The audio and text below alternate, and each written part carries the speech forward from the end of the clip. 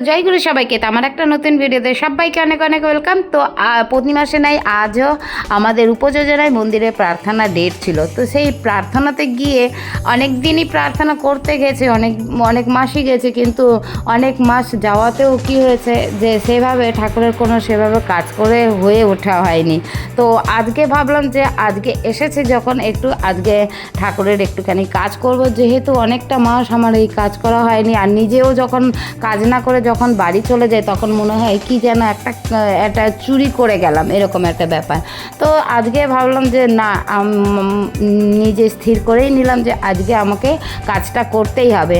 আর আমরা অনেক সময় অনেক সময় মনে কষ্ট হয়, দুঃখ হয়, তখন আমরা যদি ঠাকুরের কাজে যত লিপ্ত থাকবো তত কী হবে, আমাদের দুঃখ কষ্ট সব দূরে চলে যাবে। তো আজকেও সেরকম নেগেটিভ মনে হচ্ছিলো যে পারবো কি পারবো না, একা এত বড় মন্দিরটাকে আমি কি করে মুছবো বা কি করে কাজটা করব। তারপরে ভাবলাম যে লেগেই পড়ি, আর ঠাকুর সহায়তা করলে তো সব কাজই সম্ভব হয়ে যায়।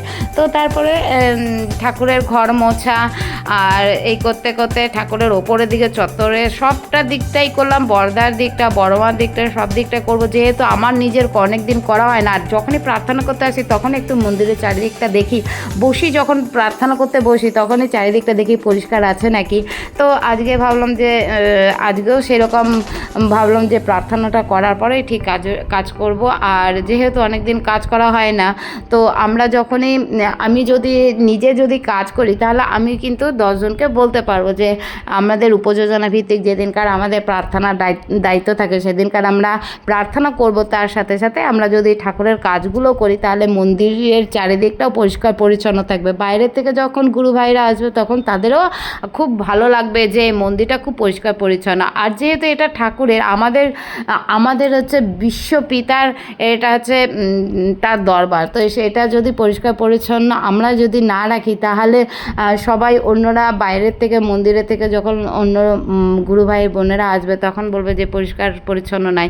তো সবটাই যেন আমার নিজের দায়িত্ব। ঠাকুর বলেছেন না, যে কোনো আজকে যে সব বাণীগুলো দিচ্ছি সব কিছু কিন্তু আমার জন্য।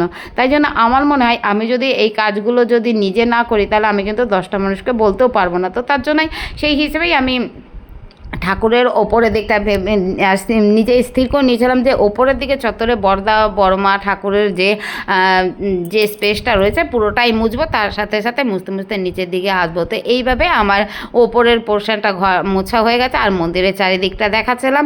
তো আর বাইরে বৃষ্টির ওয়েদারও ছিল। তো আজকের ভিডিও তোমাদের কেমন লেগেছে তোমরা অবশ্যই জানাবে। সবাই ভালো থেকো, সুস্থ থেকো। জয় গুরু সবাইকে।